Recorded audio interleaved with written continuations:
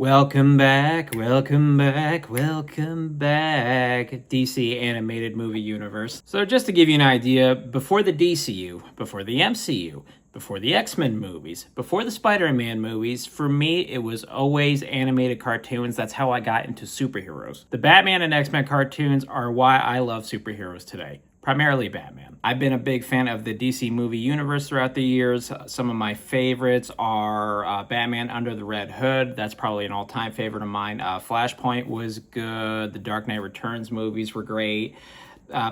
Justice League, I like Justice League War and Justice League Apocalypse. Several. There's a lot. There's a lot I like. Not all of them are great, but there's a lot that are. And now we have ourselves, I would say, not a soft reboot, but a soft return to the DC animated movies because it's been a minute. And the first soft return we have is Batman KNIGHTFALL Part 1 of 3. So overall, I enjoyed this movie. As far as the pros go, I think one of the biggest ones for me was its own art style. Gotham definitely felt like it very much had its own identity in it, its own artistic style.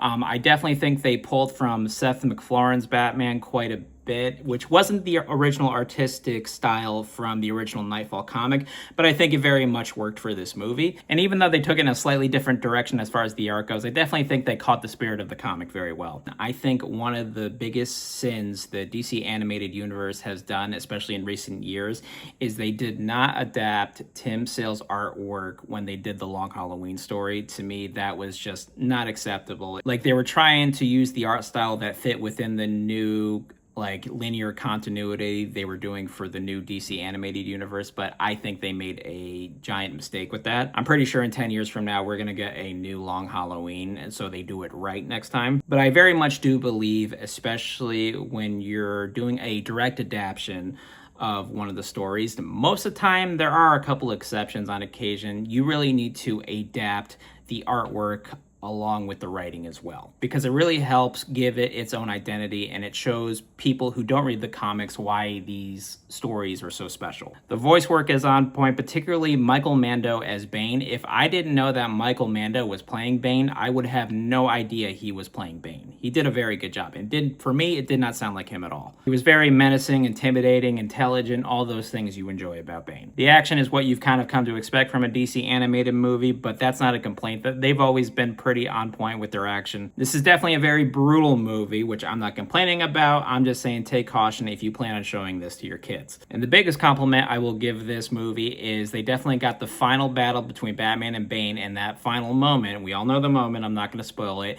they did it justice, and they did it very well. Now, as far as the cons go, as far as this movie, I'll be honest, it was the story. Batman's got his own story where he's kind of like going into therapy.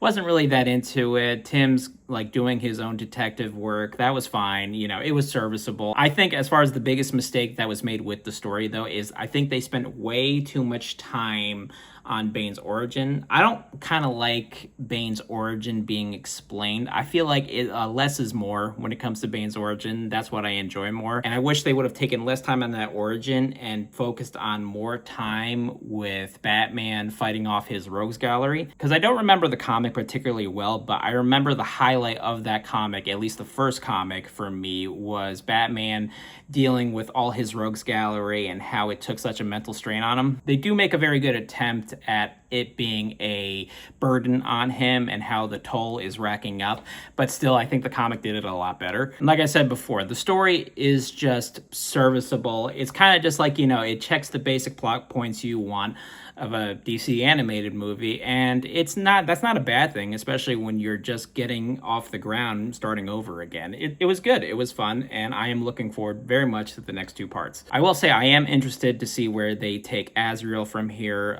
Spoiler alert, Azrael kind of becomes Batman in part 2, and I am very much looking forward to that story, with him losing his mind some more and just, you know, going crazy nuts. I'm sure it'll be fun. But overall, though, the real highlight of this movie is the last 10 minutes with the fight with Bane, and, you know, and that moment, like I talked about with Bane, and also the very last shot. That very last shot before the movie ended was awesome. So overall, welcome back, DC movie universe, DC movie animated universe, excuse me. And is there any other DC animated movies that you would maybe like to see? Comment below, let me know, and y'all have a great day. And I hope you're here for the review of part 2.